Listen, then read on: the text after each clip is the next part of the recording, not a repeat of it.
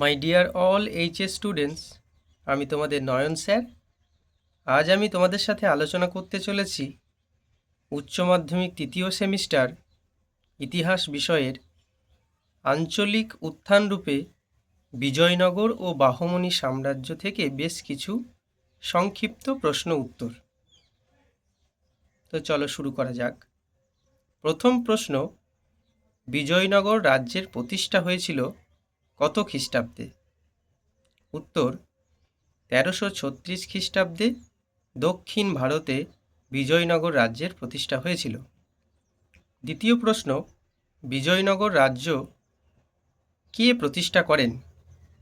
উত্তর ভবন সঙ্গম নামক এক ব্যক্তির দুই পুত্র হরিহর ও বুক্ক তুঙ্গাভদ্রা নদীর তীরে বিজয়নগর রাজ্য প্রতিষ্ঠা করেন।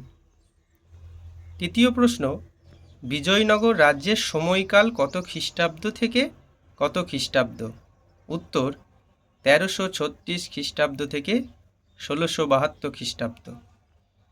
4 নম্বর প্রশ্ন, বিজয়নগর রাজ্যে মোট কয়টি রাজবংশ রাজত্ব করেছিল? উত্তর 4টি। সেই 4টি রাজবংশ হল সঙ্গম বংশ, শালুব বংশ, তুলুব বংশ আর বিডু বংশ। 5 নম্বর প্রশ্ন, বিজয়নগরের রাজধানী কোথায় ছিল? উত্তর হাম্পি। 6 নম্বর প্রশ্ন, সিটি অফ ভিক্টরি বা জয়নগরী কাকে বলা হতো? উত্তর বিজয়নগরকে। 7 নম্বর প্রশ্ন, সঙ্গম বংশের প্রতিষ্ঠাতা কে ছিলেন? উত্তর প্রথম হরিহর। 8 নম্বর প্রশ্ন, সঙ্গম বংশের সময়কাল কত খ্রিস্টাব্দ থেকে কত খ্রিস্টাব্দ? উত্তর 1336 থেকে 1486 খ্রিস্টাব্দ। এরপর আমরা দেখে নেব যে সঙ্গম বংশের যে সমস্ত শাসকগণ শাসন চালিয়েছিলেন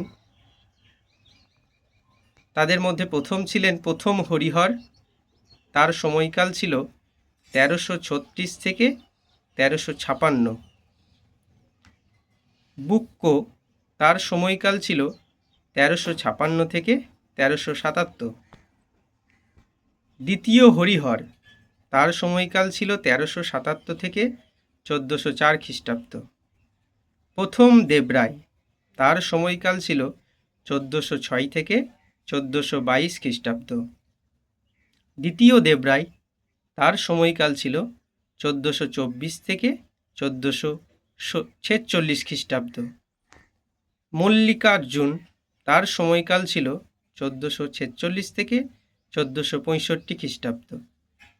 এবং শেষ অর্থাৎ সঙ্গম বংশের শেষ শাসক ছিলেন বিরূপাক্ষ, তার সময়কাল ছিল 1465 থেকে 1486 খ্রিস্টাব্দ।